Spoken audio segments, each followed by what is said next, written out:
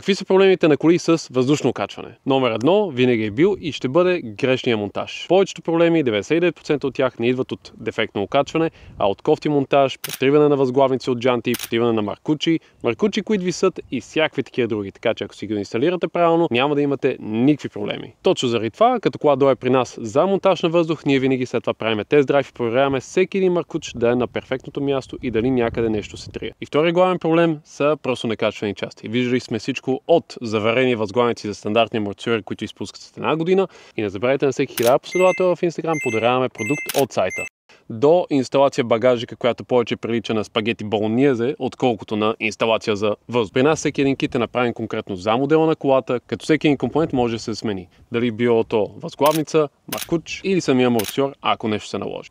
Ако не си сигурен какво да си вземеш, звъни ни за една безплатна консултация преди да направиш грешния избор. Акорда ни вече втора година е с въздушно окачване без абсолютно никакви проблеми, но имаме вече няколко клиенти, които се похвали, че по 40 000 км са навъртяли, не са пазили окачването по никакъв начин и все още имат нулеви проблеми.